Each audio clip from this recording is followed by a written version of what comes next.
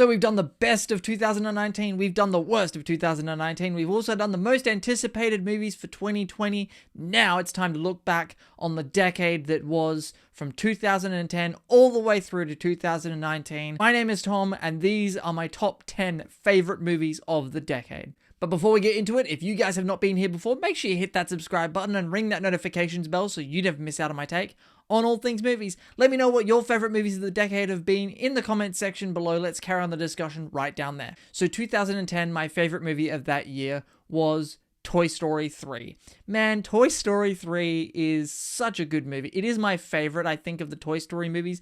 I say I think because I'm not sure, because all 4 Toy Story movies are all amazing. You could put them in any order and no one can judge you for it because they're all fantastic. My favorite thing about Toy Story 3 has nothing to do with the movie. It's the fact that when I saw it for the first time, I was on a date with a girl, and you get to the incinerator scene where you think all the toys are going to die, and I just started crying. And she just sat there, motionless, expressionless. I'm not sure that girl has a heart. I mean, you know, she broke up with me, so clearly she doesn't. Okay, 2011. So for 2011, my favorite movie of that year was Harry Potter and the Deathly Hallows Part 2. Harry Potter is dead!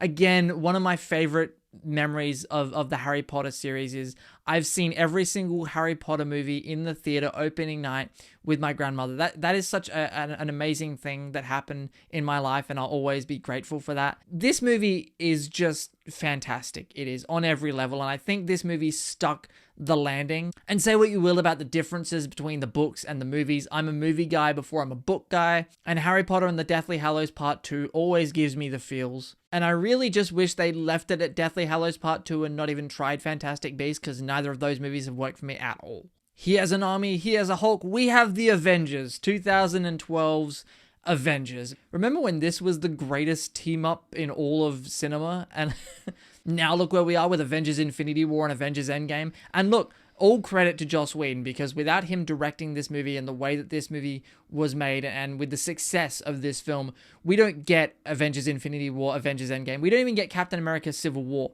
The first Avengers really is the movie that made the MCU what it is today, and it's the movie that every filmmaker that has come after Joss Whedon has just been building on what Joss Whedon laid down with this first Avengers film. It is one of the best comic book movies ever made, and it's some people's favorite comic book movie ever made, and maybe up until Avengers Infinity War or Endgame, it was my favorite comic book movie too. I don't really know how to describe this film. We'll just do it. That's how we'll do it. We'll just say, I don't know how to describe it, and we'll just go from there. 2013 is Short Term 12. This was a movie I'd only seen recently this year. My friend Ali, who introduces me to a lot of different movies, introduced me to Short Term 12 because her and I are both massive Brie Larson fans, and she was like, if you're a Brie Larson fan, you have to see this movie. And I hadn't even heard of the movie, and fun fact, I think the full movie is up on YouTube. I don't know how it's survived that long, but it's up on YouTube. I don't really know how to describe this movie. All I can say is that this movie hit me on every emotional level that this movie aimed to hit me on. Like, Brie Larson's fantastic. It introduced, I think, the world to Caitlin Dever, I think is her name. She's the girl in Booksmart. She was also in that Netflix series Unbelievable earlier in the year, which was a fantastic Netflix series, by the way. And that series actually reminded me a lot of Short Term 12, not because they have the same storyline or anything, it's just the emotional struggles that both teenage characters are going through in those films.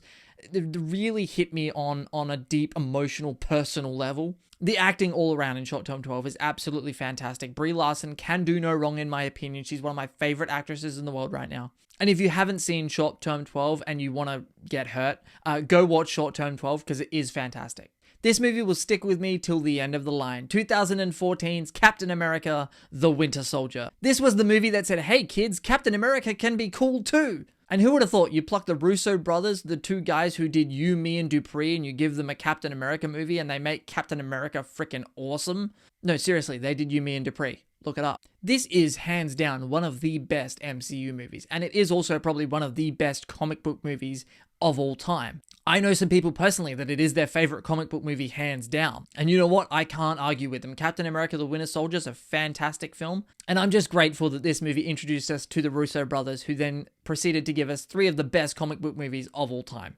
2015. You think I'm going to say Star Wars: The Force Awakens? Well, I'm not going to say Star Wars The Force Awakens. I'm going to say The Intern, a movie starring Robert De Niro and Anne Hathaway. This movie was my biggest surprise movie of 2015. I remember very clearly the first day I went to see this film. I didn't really have any plans to see the movie. I was in a bad mood that particular day. My friend was like, come on, we're seeing the movie. I was like, I don't want to see a movie today. And I was in such a crabby mood. I was being rude to my friend. I didn't care about anything.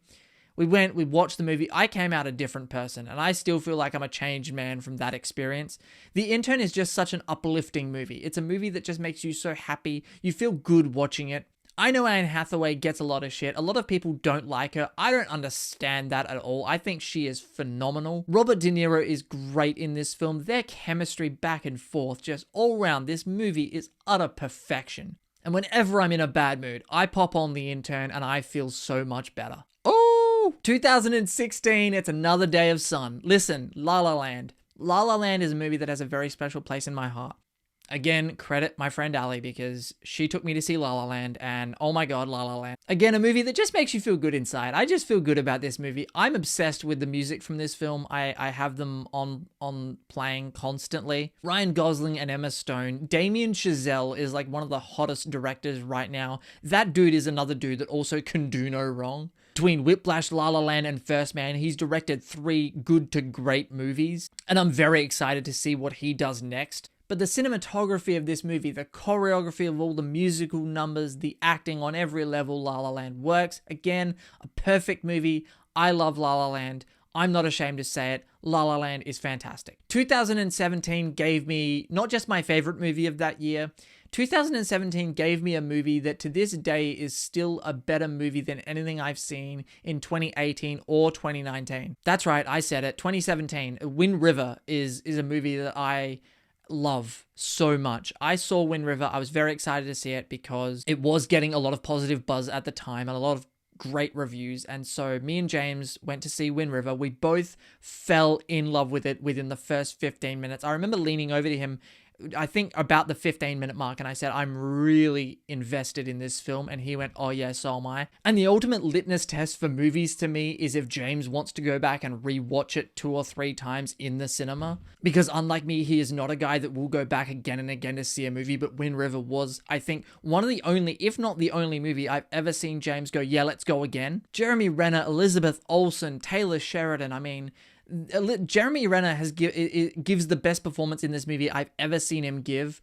And Elizabeth Olsen, say what you will, she's not just Scarlet Witch. This woman can act. And then she followed up Wind River with the show Sorry for Your Loss, which is also amazing. Wind River, again, a perfect movie. If I was to do a list of perfect movies, man, Wind River's like right at the top of it. It's emotional, but it's also kind of uplifting. It's based on a true story, and true story movies really hit me where I live. Didn't have to do a lot of searching for this next movie. Haha. 2018 gave me Searching. Searching was a movie that I didn't expect to love as much as I did. Searching was my favorite movie of 2018, and this is a movie that is a found footage movie because the entire movie is told, you know, you're watching it from a computer screen, and the majority of the time those movies that gimmick ends up not working, but in Searching it worked really well. I went to see this movie with a friend, and he bought an ice cream before we went in to watch the movie, and he was so invested when the movie started that he forgot to eat that ice cream and it melted. So that's got to say something about the movie, right? I was just hooked in this movie. I actually thought John Cho should have gotten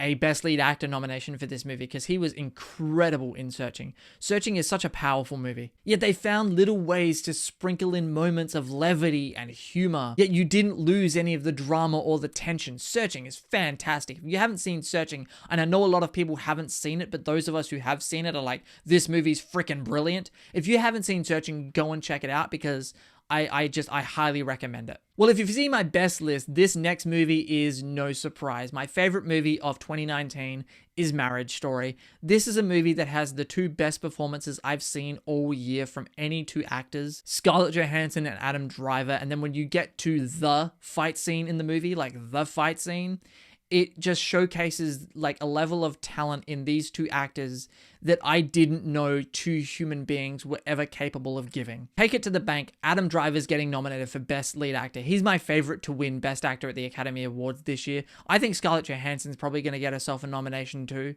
Again, Marriage Story is a perfect movie to me. I don't have any flaws with it. It's beautifully written, it's beautifully directed, it's beautifully acted, it's beautifully shot.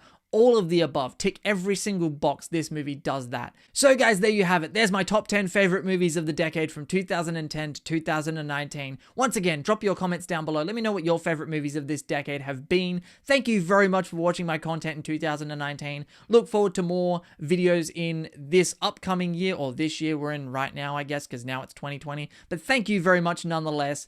My name is Tom, and I will see you guys next time.